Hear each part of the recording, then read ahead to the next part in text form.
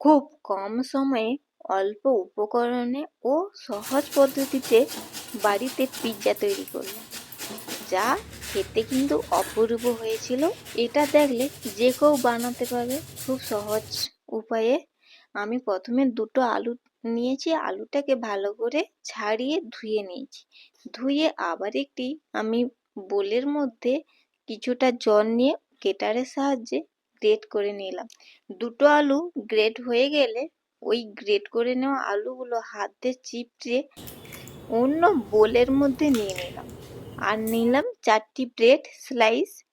Mixie জারে ওগুলোকে আমি গুঁড়ো করে নিলাম। নিয়ে তারপরে ওই গ্রেট করা আলুর মধ্যে আমি ওই ব্রেড গুঁড়োগুলো দিয়ে দিলাম দুটো ডিম ভেঙে, স্বাদ মতো লবণ, 1 চামচ গোলমরিচ গুঁড়ো ও 1 চামচ চিলি ফ্লেক্স দিয়ে আমি প্রথমে চামচ দিয়ে মেখে নিচ্ছিলাম, কিন্তু চামচের সাহায্যে হচ্ছিল না ভালো করে, তাই হাত দিয়ে ভালো করে মেখে নিলাম।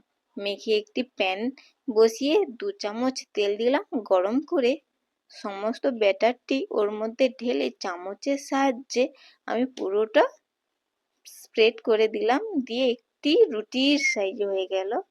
দিয়ে নিচের পাশটা হয়ে গেলে ওপর পাশে উল্টিয়ে দিলাম। দিয়ে ওর মধ্যে দিয়ে দিলাম পিৎজা সস ও টমেটো সস। ভালো করে মিক্স করে চামচের সাহায্যে গোটাটা স্প্রেড করে দিলাম। ভালো করে সসটি লাগানো হয়ে গেলে আমি কেটে নেওয়া পেঁয়াজ ও ক্যাপসিকাম ছোট ছোট করে কিউবের মতো করে আমি সাজিয়ে দিলাম। ছোট ছোট করে দিলাম যাতে ভালো করে কুক হয়ে যায়। আর গ্যাসের আঁচটি একেবারে অল্প আঁচে রেখেছি। দিয়ে ভালো করে পেঁয়াজ ও ক্যাপসিকাম দিয়ে সাজানো হয়ে গেলে আমি ছোট কিউব চিজ নিয়ে নিলাম দুটো। দিয়ে গ্রেটারের সাহায্যে আমি গ্রেট করে ভালো করে চারিপাশে আমি চিজগুলো ছড়িয়ে দিলাম গ্রেটের মাধ্যমে। সমস্ত চিজ গ্রেট করে নেওয়া হয়ে গেলে দিয়ে দিলাম অরিগ্যানো চিজের উপর আমি ছড়িয়ে দিলাম ভালো করে।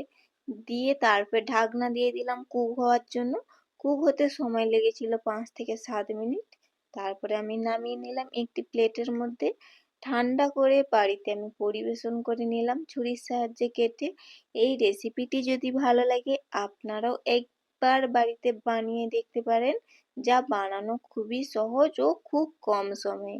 রেসিপিটি ভালো লাগলে একটি লাইক, কমেন্ট ও শেয়ার করতে ভুলবেন না।